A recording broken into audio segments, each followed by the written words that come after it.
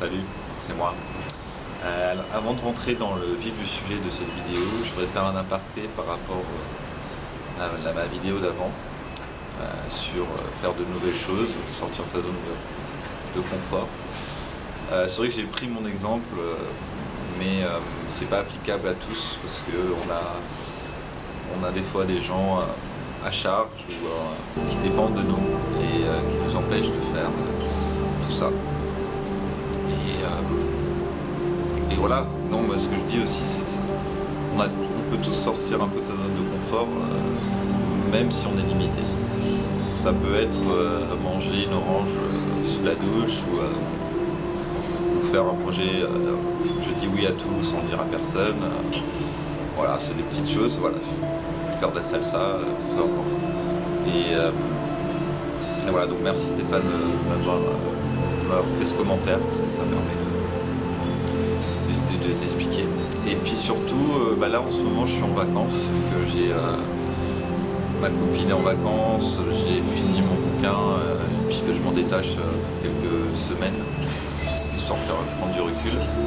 Et donc là je suis sur une petite île thaïlandaise en ce moment, et je suis probablement en train de vous faire une belle vidéo pour la semaine d'après. Et voilà, du fond du cœur, merci de m'écouter, ça me fait énormément plaisir et ça me fait progresser. Et voilà, je suis assez curieux de voir ce que ça donnera dans 10 ans, voir si j'ai changé. Voilà, aujourd'hui on va parler du doute. Peut-on douter de tout? Doit-on douter? Voilà, je pose la question, je vais y répondre. C'est ma vérité, qui n'empêche que moi. Je vous aime, que la paix soit avec vous.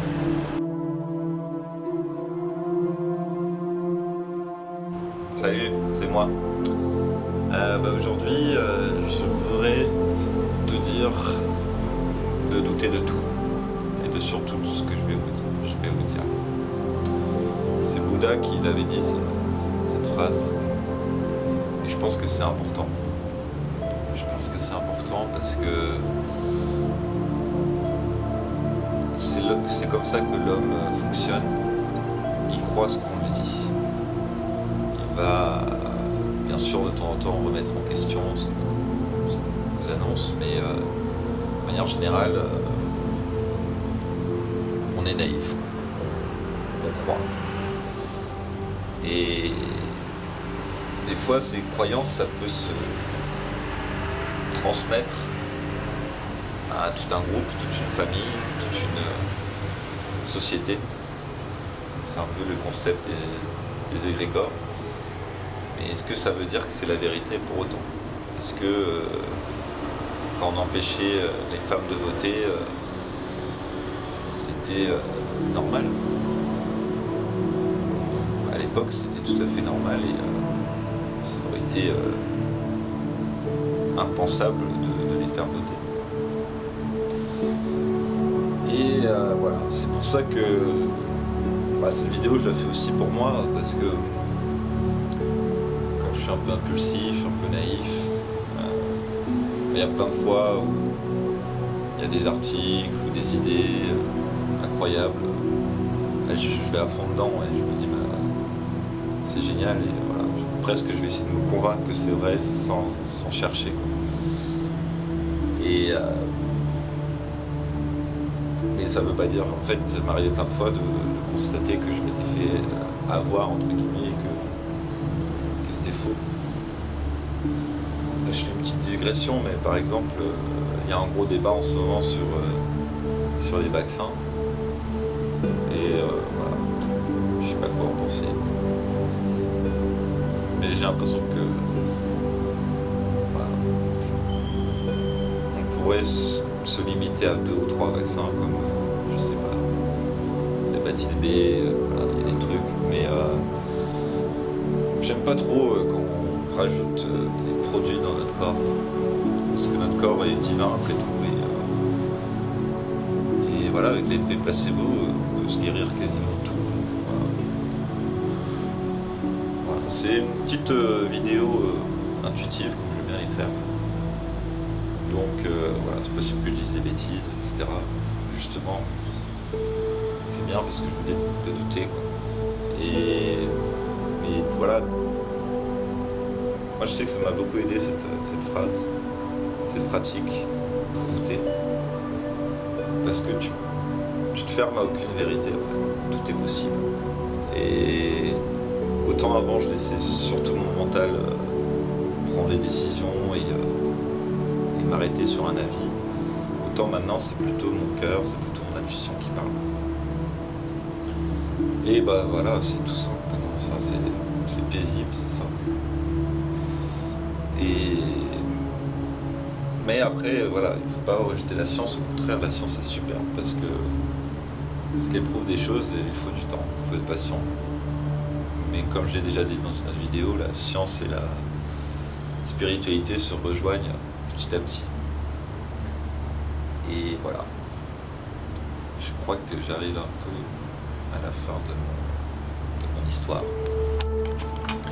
de mon idée. Et voilà, de toute façon c'est toujours la même chose, quoi. Il faut chercher les réponses à l'intérieur, vous irez beaucoup plus vite que si vous cherchez les réponses à l'extérieur. Et de toute façon, quoi que je vous dise, ça n'a pas d'effet parce que il n'y a que ce qu'on voit, il n'y a que par l'exemple que vous allez apprendre. Puisque c'est comme ça qu'on a survécu à travers les centaines de milliers d'années, voire même les millions d'années si on prend l'homme préhistorique. Par mimétisme, tout simplement. Si j'étais né dans une famille où mon père me battait, il y a forte chance que plus tard je battrais des enfants. À moins d'avoir fait un travail spirituel, parce que quand on fait un travail spirituel, finalement on se reconnecte un peu à l'âme, et l'âme n'est pas du tout affectée par le monde matériel. Et voilà, c'est ce que j'essaie de faire avec ces vidéos, avec le livre que j'écris, avec les sans-abri que je nourris de temps en temps. C'est aussi des cours de méditation que je veux mettre en place avec mes cours de spiritualité. J'ai eu une petite touche récemment, donc c'est cool, tout se met en place. Et c'est pour ça qu'il faut être patient. Voilà, c'était tout. Je nous aime, que l'amour soit avec vous, et à une prochaine vidéo. Bye bye. Ah oui, et puis j'ai oublié de dire que c'est en fait parce que je sais ça que dans mes vidéos il n'y a pas de cohérence, enfin je veux dire, chaque fois c'est différent. Je suis mon intuition et j'essaye surtout de pas vous rendre addict en fait à ce que je peux vouloir vous dire. Moi je partage juste une idée, j'espère avec humilité, mais bon, on a toujours le besoin de reconnaissance et il y a toujours cet ego qui est là. Mais voilà, je veux pas faire de cette chaîne YouTube un produit marketing avec un logo et puis un générique, etc. Parce que justement, je connais ces techniques. Je pourrais le faire. Je pourrais essayer de viser les 100 000 abonnés. Mais non, je préfère rester simple et surtout garder cette fraîcheur. Cette fraîcheur créatrice finalement. Parce que je m'autorise tout. Et voilà, c'est ce que je voulais dire par rapport à ce doute que je garde. Voilà. Soyez prudents, ne prenez, faites attention aux vérités, quoi, parce que ça, c'est des croyances limitantes. Voilà. Méditez tous les jours si vous pouvez. Et puis c'est tout. Voilà, si tout le monde méditait sur cette terre pendant 10 minutes tous les jours, je suis sûr que ce serait la révolution, mais une révolution pacifique. Je pense aussi, ça me fait penser à un truc que je voulais vous dire, mais que j'avais pas eu l'occasion de dire. Dans le livre que je lis, il parle de faiseurs de paix, en fait, silencieux. Des gens qui se réunissent comme ça, physiquement ou non physiquement, et qui en fait quand ils méditent, ils méditent toujours, ils axent toujours à un moment ou un autre de leur méditation sur la paix mondiale. Et c'est sûr que ça a un impact, hein, c'est sûr que ça a un impact. C'est pour ça qu'il y a encore des choses positives qui arrivent et que l'espoir est permis et que voilà. Moi, j'ai l'impression que chaque fois que je médite, j'ai un de temps en temps, voilà, je fais des inspirations et je pense soit paix, soit amour, et expiration, soit amour, soit paix. Et puis aussi, je pense à la paix. Voilà, je me connecte à ceux à cette idée en fait de paix.